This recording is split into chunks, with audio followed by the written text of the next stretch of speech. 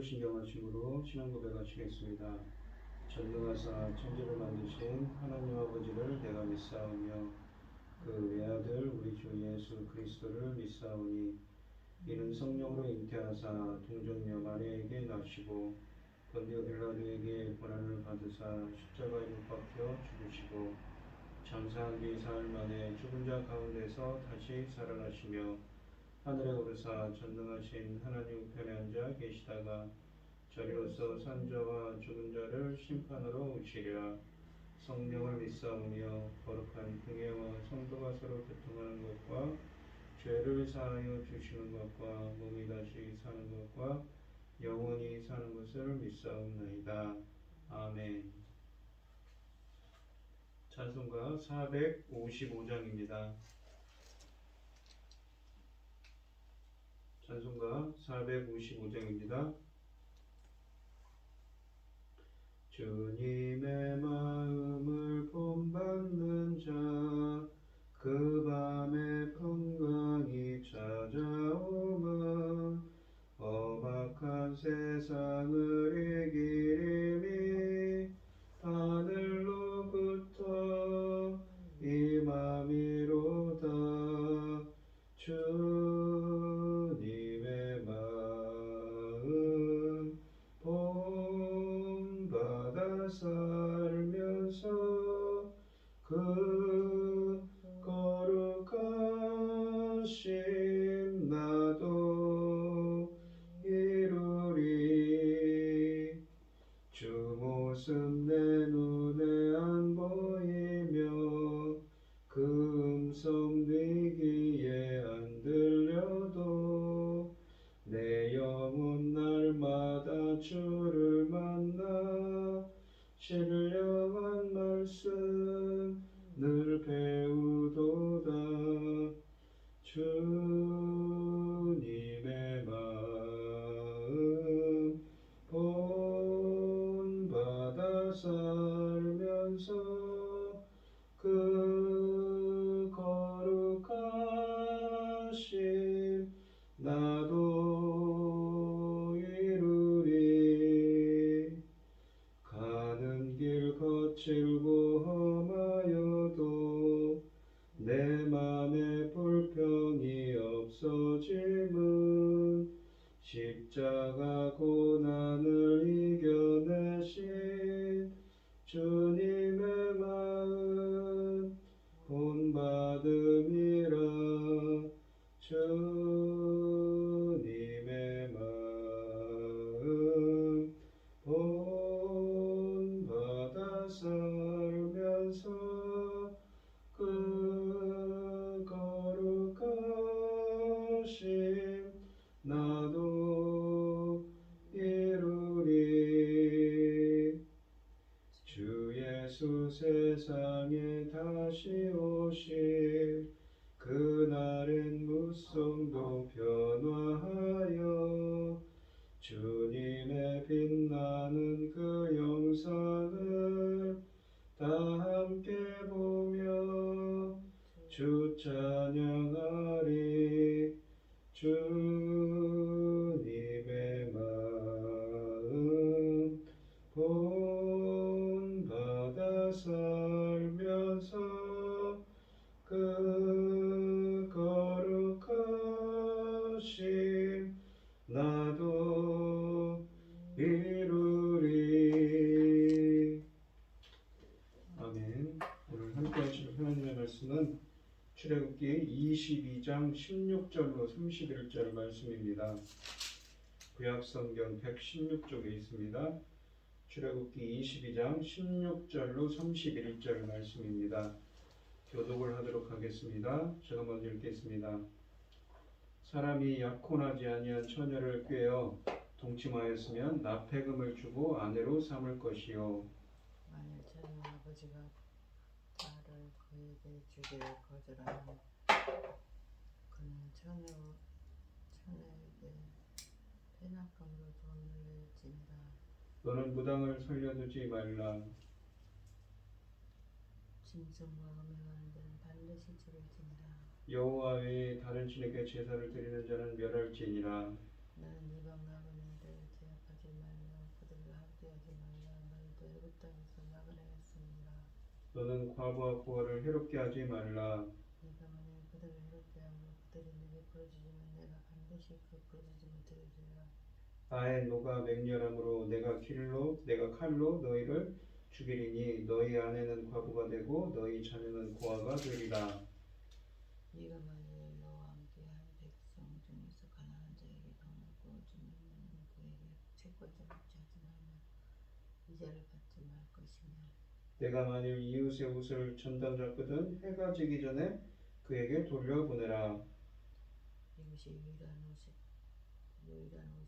그것이 그 알몸을 가벼운 옷인즉 그가 무엇을 입고 되겠느냐. 그가 내게 부러지지만 내가 들으니 나는 자비로운 자이니라. 너는 재판장을 도둑하지 말며 백성의 지도자를 저주하지 말지니라. 나는 내가 추수함과 내가 짜낸 집을 바치기를 더디하지 말지며 내 처음 난 아들들을 내게 줄지니 내 소와 양도 그와 같이 하되 이랫동안 어미와 함께 있게 하다가 여드레 만에 내게 줄지니라.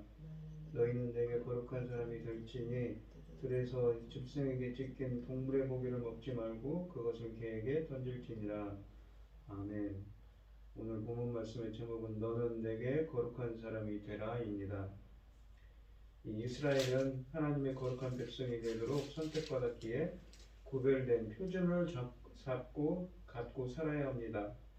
즉 이스라엘 백성은 우상 숭배와 이방 백성들의 풍습을 따르지 않고 하나님만을 섬기며 약한 이웃을 돌보며 살아야 하지요. 이 사람이 정혼하지 아니한 이 16절에 보시면 정혼하지 아니한 처녀를 꾀어 동침하였으면 납폐금을 주고 아내로 삼으라고 하십니다. 이 납폐금을 주고라는 이 마하르라는 히브리어는 결혼을 위해 값을 치르는 것을 의미합니다. 이것은 이삭의 결혼을 위해 엘리에셀이 리브가에게 준 예물과는 다른 말입니다. 결혼 예물은 선물의 성격이지만 그러나 이 마하르라는 납폐금은 몸값을 지불하다는 말입니다. 이것은 벌칙에 가깝지요. 그러나 만일 여자의 아버지가 딸을 그의 아내로 주기를 싫어하면 죄를 범한 남자는 납폐금에 해당하는 돈만 지불해야 한다고 17절에 말씀하십니다. 본문에서는 돈의 액수를 정하지 않았지만 다른 성경에서는 신명기 22장 29절에서는 이와 비슷한 경우에 은 50세겔을 지불하도록 합니다. 종의 몸값은 약 30세겔인데 그것보다는 많은 액수이지요. 구약 성경에서 신랑은 신부의 결혼을 위해 집창금으로 많은 돈을 지불했습니다. 이것은 신랑인 예수 그리스도께서 그의 피값으로 신부된 언약 백성인 성도들을 사신 것을 예포합니다. 앞으로 가나안에 들어갔을 때에 이스라엘이 이방인들이 행하는 가증한 일을 목도하게 될 것입니다. 신명기 18장은 이 이교도적인 행위들을 자세히 설명합니다. 신명기 18장 9절에 보시면 이스라엘이 그 땅에 들어가서 그러한 가증한 행위를 본받지 말라고 경고하면서 그것을 행하는 자들을 반드시 그 땅에서 쫓아내라고 하십니다. 이 출애굽기 본문에서 보시면 22장 18절에 보시면 이방인이 행하는 첫 번째 이교도의 목록으로 무당의 행위를 꼽습니다. 이 무당으로 번역되어 있는 이 말은 술사 혹은 점쟁이로도 번역되기도 합니다. 이것은 주술을 행하거나 점을 치는 행위를 말합니다. 이런 자들은 살려두지 말라고 하십니다. 이때 십계명과 같이 절대 부정으로 반드시 하지 말라가 사용되었습니다. 다음 목록으로는 이방인의 가증한 행위로는 이 19절에 보시면 짐승과 행음하는 것입니다. 이러한 자들은 반드시 죽이라고 하십니다. 다음으로 20절에 보시면 이교도들이 행하는 가증한 것은 우상에게 희생 제사를 드리는 것입니다. 이것은 가나안에서 일반적으로 행해지는 우상 숭배의 행위였습니다. 팔레스타인에서 많은 가나안 시대의 제단이 발견됩니다. 본문은 이런 자들을 다 멸절하라고 말씀하십니다. 그러니까 하람이라는 말을 썼는데 진멸, 완전히 없애버리다는 말을 씁니다. 이스라엘이 가나안을 차지할 때에 가나안 사람을 멸절하라고 하나님이 명하십니다. 왜냐하면 하나님이 그들을 따라 우상을 숭배할 수 있기 때문이지요. 이스라엘 한 사람이 이방인과 같이 우상을 숭배하면 이웃이 또 그를 따라할 수가 있습니다. 이것을 방지하기 위해 하나님은 우상 숭배자를 완전히 진멸하기를 명령하신 것입니다. 이 위의 행위들에 대하여 아주 엄격한 벌을 명령하신 것은 앞으로 가나안에 들어가서 이방인들의 가증한 죄악들을 근원적으로 차단하기 위함입니다. 또한 이스라엘 사회는 약자를 우선적으로 배려하는 사회입니다. 이것은 하나님께서 자기 백성을 지키는 한 방법입니다. 성경이 자주 언급하는 사회적인 약자는 이방 나그네와 고아와 과부 그리고 가난한 사람들입니다. 약자 중에 21절에 보시면 약자 중에 첫째는 이방 나그네였습니다. 하나님은 이방 나그네를 압제하지 말고 그들을 학대하지 말라고 하십니다. 이방 나그네로 번역된 게르는 그곳 시민이 아닌 사람이 임시로 체류한다는 의미를 담고 있는 사람입니다. 물론 그는 외국인입니다. 고대 사회에서 함께 살고 있지만 외국인인 경우에는 불이익이 많았습니다. 차별을 행했다는 것이지요. 우선 그것의 땅을 사서 자기의 소유로 만들 수 없었습니다. 아브라함도 창세기 25장에 보시면 사라가 죽었을 때 매장지를 사기도 힘들었을 정도로 거류자로서의 불이익을 받았습니다. 그리고 여러 가지 법의 보호도 받지 못하였지요. 일반적으로 이런 체류자들은 가난할 수밖에 없습니다. 그래서 이스라엘 안에서 제일 큰 약자로 분류되었습니다. 이 압제하다는 말을 뜻하는 야나라는 히브리어는 부당하게 대우하다입니다. 외국인이라고 해서 불이익을 주었다는 것이지요.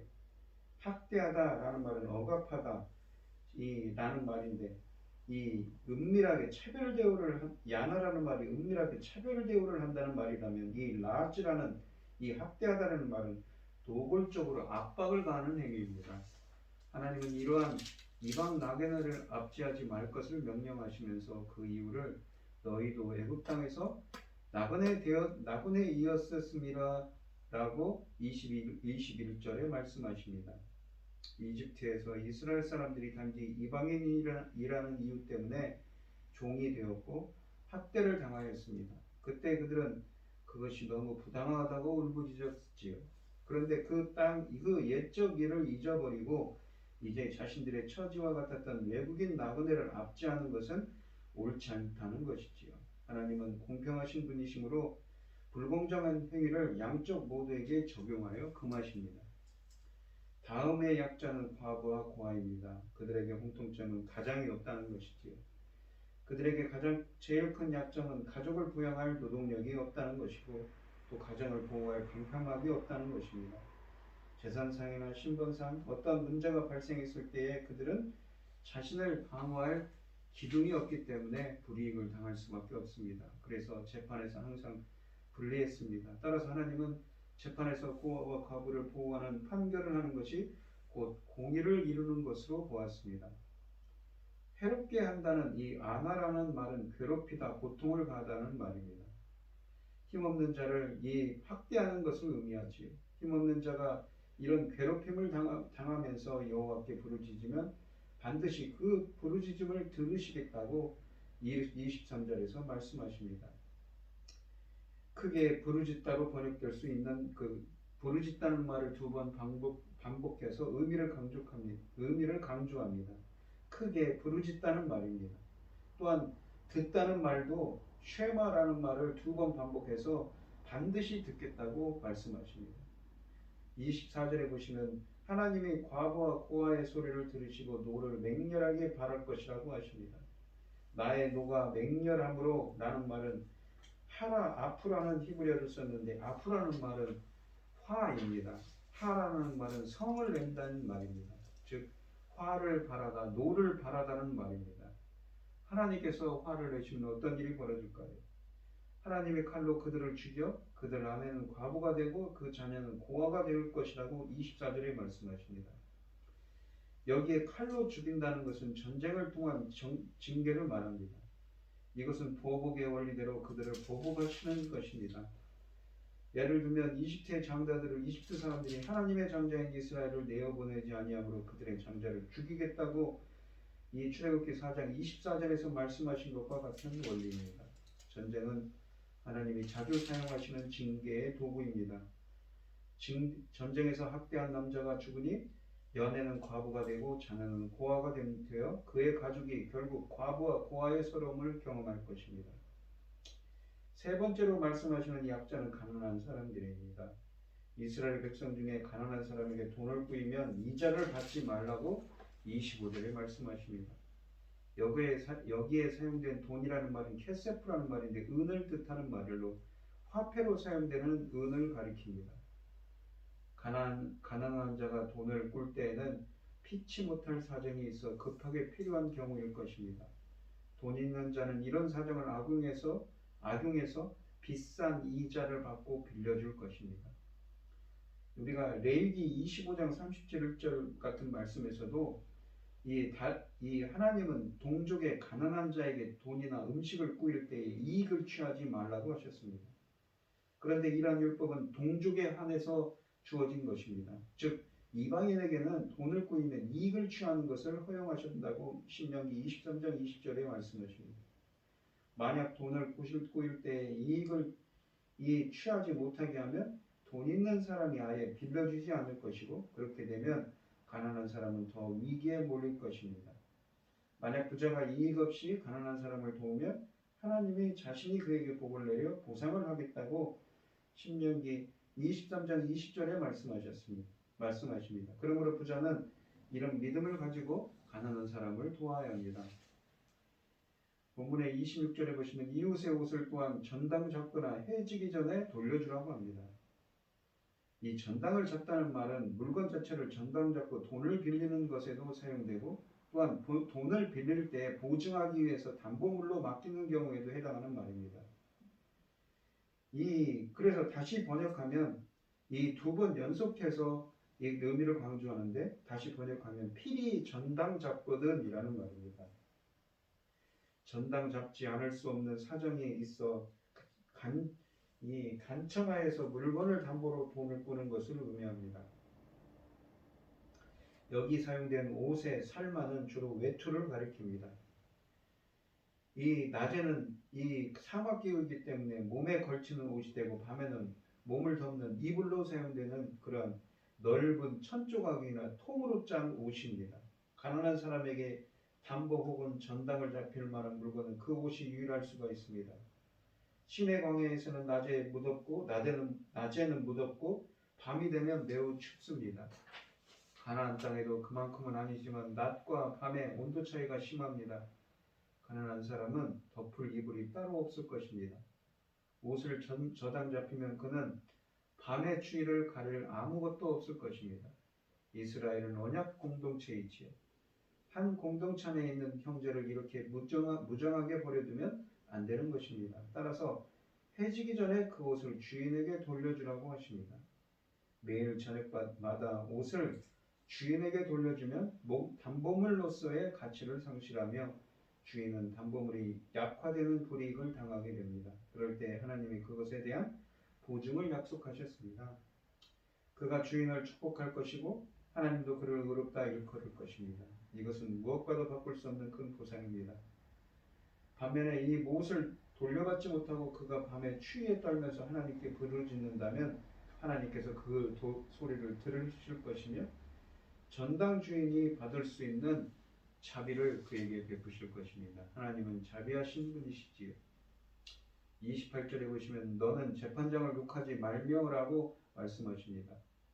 이 번역이 좀 잘못됐는데 여기 재판장이라는 말은 엘로힘입니다. 즉 하나님이지요. 욕하다라는 말은 이 무시하다, 하찮게 여기다는 말입니다. 하나님을 무시하는 것은 불경죄에 해당합니다. 이런 불경죄는 엄중히 다스려야 한다는 말이지요. 우리가 레위기서 24장 10절로 14절에서도 이러한 불경죄를 범하는 자를 회중이 돌로 쳐 죽였다고 말씀하십니다. 지도자로 번역된 낫이라는 말은 우두머리인데 왕에게도 사용된 말입니다. 이런 지도자는 하나님에 의해 세워졌습니다. 그렇기 때문에 지도자를 존중하고 그를 따라야 됩니다. 그를 저주하는 것은 그를 세우신 하나님을 저주하는 것이 됩니다. 특히 고대 이스라엘 지도자인 왕은 재판을 합니다. 재판에서 한쪽 편은 불만을 품을 수가 있지요. 그런 불만에서 재판관을 저주하면 안 됩니다. 다음으로 하나님께 바치는 것에 대한 율법을 주십니다. 이 29절에서 바칠 첫 목록은 추수한 것과 짜낸 집입니다. 추수한 것의 이 멜레아의 원뜻은 충만한이라는 말인데 풍요한 소출을 의미합니다. 이 추수한 것의 첫 열매를 하나님께 바쳐야 합니다. 첫 열매는 전체를 대표하는 것입니다. 풍요로운 소출은 하나님이 주신 것이므로 그 모든 것은 하나님의 것이라는 뜻으로 첫 열매를 대표로 바치는 것입니다. 또 첫 열매의 대표성 원리는 거룩성에서 나타납니다. 하나님께 바쳐진 첫 열매는 거룩한 것이 됩니다. 첫 것이 거룩하면 전체도 거룩하게 되는 것이지요. 첫 것의 대표성 때문입니다. 또 짜낸 즙의 대마는 구약에서 본절에 한 번 나오는데 그 어근인 동사 다마는 울다입니다. 대마를 엄격히 번역하면 울은 눈물이며 의역을 하면 이 즙으로도 볼 수 있습니다. 이스라엘에서 보통 즙이라고 하면 포도즙과 올리브즙을 들 수 있습니다. 2절은 이 추수한 것과 즙을 하나님께 드릴 때에 더디게 하지 말라고 하신 것입니다. 또한 미룬다는 것은 바치는 것에 대한 정성이 부족한 태도입니다. 미루다 보면 잊어버릴 수 있지요. 물론 오래 두면 상하기 쉽습니다. 더 신선하게 하나님께 바치라는 의미도 있을 수 있습니다. 그러므로 수확한 즉시 첫 열매를 그리고 포도 혹은 올리브즙을 짠 것을 바로 하나님께 바치라고 명령하시는 것입니다. 하나님께 드리는 것은 또 있습니다. 처음 난 아들과 처음 짐승의 첫 것들을 바치라고 하셨습니다. 처음 난 아들에 대한 유래는 이 6월절에 있습니다. 하나님이 이집트의 장자와 모든 짐승의 첫 것을 다 죽였을 때에 이스라엘의 장자와 그 가족은 죽이지 않으셨습니다. 따라서 하나님은 이스라엘의 장자와 짐승의 첫 것은 모두 하나님의 것임을 선포하셨습니다. 그런데 장자를 직접 하나님께 드리는 대신 짐승으로 대속하도록 허락하셨지요. 이 출애굽기 13장 12, 13절 말씀에 있습니다. 그리고 하나님은 이스라엘 전체 중 장자를 하나님의 것으로 채택하시는데 이 장자 르우벤 대신 레위인을 하나님의 것으로 삼으셨습니다. 대속의 원리를 이용하신 것입니다. 또한 오늘 본문의 30절에 보시면 소와 양도 그와 같이 하되라고 하셨는데 수확물, 그러니까 첫 열매를 바침과 사람의 경우 장자를 바친 것과 같이 가축도 첫 해에서 난 것은 하나님께 바치라는 것입니다. 짐승의 첫 해의 것을 바칠 때 7일 동안은 어미와 함께 있다가 8일째에 하나님께 드리라고 하십니다. 짐승의 어미에게 모종애가 있습니다. 낳자마자 새끼를 빼앗는 것은 어미에게 너무 무정한 것이지요. 따라서 7일 정도는 어미가 새끼를 품을 수 있는 기회를 주신 것입니다. 이것은 추수한 것과 즙을 바칠 때 신속하게 하라는 말씀과는 차이가 있습니다. 다른 곳에서는 짐승의 경우도 비싼 짐승은 값싼 짐승으로 대속하도록 허락하셨습니다. 사람의 경우 대속물로 대치하게 허락하신 것과 같습니다. 결론적으로 본문은 하나님의 것이 된 사람이 어떻게 살아야 할 것을 말씀하십니다. 31절에 보시면 하나님은 너희는 내게 거룩한 사람이 될지니라고 하셨습니다. 첫 것은 전체를 대표합니다. 첫 것이 하나님의 것이라면 전체도 하나님의 것이라는 의미입니다. 하나님께 바쳐진 첫 것이 거룩하면 그 뒤에 모든 것이 거룩합니다. 하나님은 이스라엘을 제사장 나라가 되며 거룩한 백성이 되라고 출애굽기 19장 6절에서 그리고 신명기 7장 6절에서 말씀하셨습니다. 제사장은 거룩해야 합니다. 그러므로 이스라엘은 거룩한 백성으로 살아야 하죠. 따라서 거룩에 손상되는 일을 하면 안 됩니다. 그 대표적인 예로 들에서 짐승에게 찢긴 것의 고기를 먹지 말라고 31절에 말씀하십니다. 제사장이며 거룩한 백성이 오염된 고기를 먹음으로 자신의 몸을 더럽히면 안 되는 것이지요. 이것은 한 예에 불과합니다. 피를 빼지 않고 고기를 먹는 것도 자신을 더럽히는 것이고 시체를 만지는 것 등도 몸을 더럽히는 부정한 것이 될 것입니다. 오늘 본문 말씀해 보시면 이 거룩한 백성으로서 어떠한 삶을 살아야 되는지 말씀하시는데 재판에서 보시면 그러한 사회 약자들에게 불공정한 판결을 하지 말라고 명령하셨습니다. 가난한 자와 고아와 과부에게 또 외국인에게 재판이 바르게 행해지는 것은 곧 공의가 실현되는 것으로 성경은 자주 말씀하십니다. 선지자들은 이런 가난한 자들에게 불공정한 재판을 하는 것을 율법이 시행되지 못하는 기준으로 삼기도 했습니다.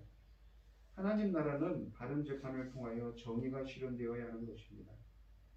궁극적으로 메시아가 이러한 정의를 실천한 왕으로 묘사되기도 하지요. 이스라엘의 근원과 정체성은 출애굽에 있으므로 자신들은 애굽에서 학대받은 외국인이며 나그네이자 기댈 곳이 없어 하늘에 부르짖을 수밖에 없던 고아와 과부였음을 기억해야 합니다. 이스라엘이 배은망덕하게 압제자 행세를 하며 그들로 하여금 부르짖게 한다면 하나님은 애굽의 모습으로 변질된 이스라엘을 칼로 치실 것입니다. 연약한 이들을 어떻게 대하고 그들을 어떻게 보호하시는지가 하나님 백성의 영적 상태를 대변합니다. 나그네, 고아, 과부가 고대 사회의 취약계층이었다면 오늘날엔 우리의 무관심과 침묵과 회피로 고통당하는 더 많은 이웃이 있다는 것을 우리는 알아야 합니다.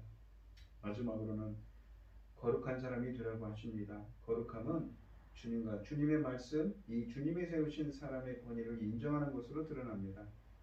이스라엘 백성들은 자신을 구속하신 하나님을 망각해서는 안 되며 어디에 있든지 구별된 사람으로 살아야 합니다. 이스라엘은 모든 면에서 주님을 첫 자리에 모셔야 합니다. 주님의 은혜로 거둔 수확에 대해 감사드리며 출애굽하던 밤에 이스라엘의 장자를 살려주신 구원을 감사하며 첫 것을 구별하여 드림으로 구속받은 거룩한 백성임을 드러내야 하는 것이지요. 여러분들도 일상에서 하나님의 주권을 인정하며 구별된 삶을 살아가는 거룩한 하나님 나라의 백성이 되게 해달라고 오늘 이 시간 간절히 기도하는 여러분들이 되시기를 바랍니다.